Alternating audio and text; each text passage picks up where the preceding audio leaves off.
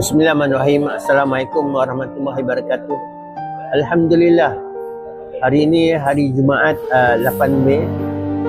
2 hari lagi 10 hari bulan adanya satu event di MIPS, iaitu event Meet and Greet CBR 150R Malaysia. Pakcik jemput anda semua hadir di sana meraihkan dan meriahkan event tersebut. Itu yang pertama. Yang keduanya, pakcik hari ini teramat-amat bersyukur kerana seorang sahabat yang baru saja pakcik kenali beliau selama 4 hari. Hari Isnin lepas, so pagi tadi beliau telah uploadkan satu lagu yang sangat emosional, yang mana lagu itu dia ciptakan bersama dengan lirik untuk tributekan kepada untuk arwah anak pakcik Amir Aizat.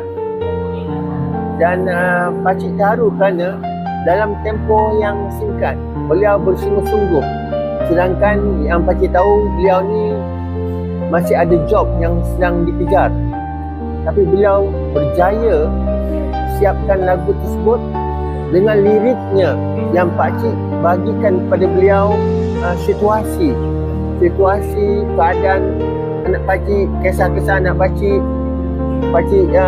tulislah kepada WhatsApp kan, dalam tu WhatsApp agak panjang. Saya telah petik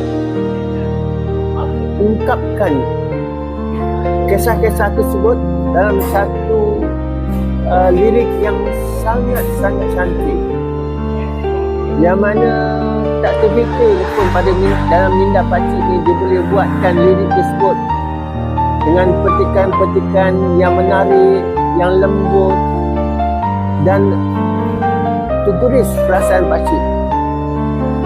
Pakcik hari ini terpaksa cakap, pakcik mengaku walaupun nampak seolah pakcik ni seorang yang gagah kan, tapi pada hakikatnya apabila kita tersentuh pada sesuatu yang sedih, hati pakcik dia cair. Hari ni dah pukul 7, pakcik tengok YouTube tersebut sampailah pukul 12.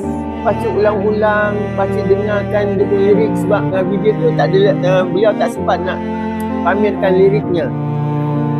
Kemudian pakcik tengok dia ada WhatsAppkan pula liriknya. Kemudian pakcik ulang semula.